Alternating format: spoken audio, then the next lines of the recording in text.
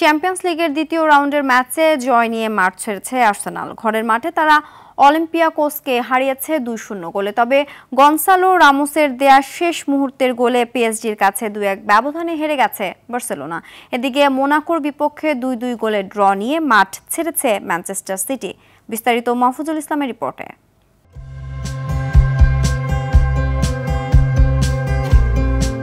ঘরের মাঠ এমিরেটসের সবুজ গালিচায় তৃপ্তির জয়ের দিনে একরাশ আনন্দ নিয়ে মাঠ ছেড়েছে আর্সেনাল। অলিম্পিয়াকোসের বিপক্ষে পুরো ম্যাচে ধরেছিল আধিপত্য।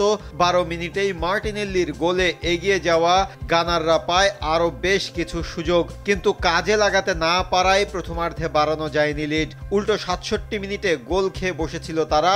অফসাইডের ফাঁদে পড়ে সেটি বাতিল হয়ে যায়। শেষ বাঁশি বাজার আগে সাকার গোলে স্বস্তি ফেরে গানারদের ডেরায়। এ জয়ে 2 ম্যাচে পূর্ণ 6 পয়েন্ট নিয়ে টেবিলের 5 নম্বরে আছে আর্সেনাল।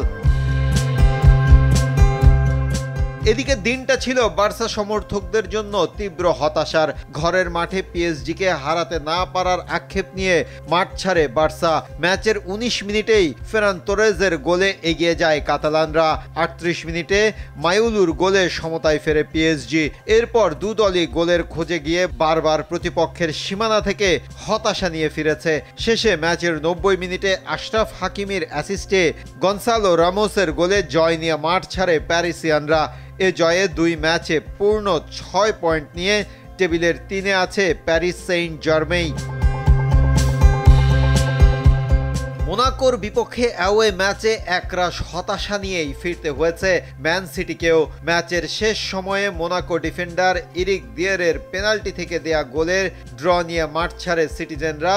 এর আগে 15 মিনিটে আর্লিং হল্যান্ডের গোলে এগিয়ে যায় গার্দিওলার শিষ্যরা। 18 মিনিটে জর্ডান টিজির গোলে সমতায় ফেরে মোনাকো।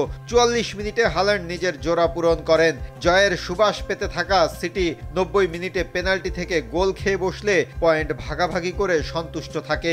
এই ড্রয়ের ফলে 2 ম্যাচ খেলে 4 পয়েন্ট নিয়ে টেবিলের 8 নম্বরে এখন পেপ গার্দিওলার শিষ্যরা। মাহফুজুল ইসলাম, RTV।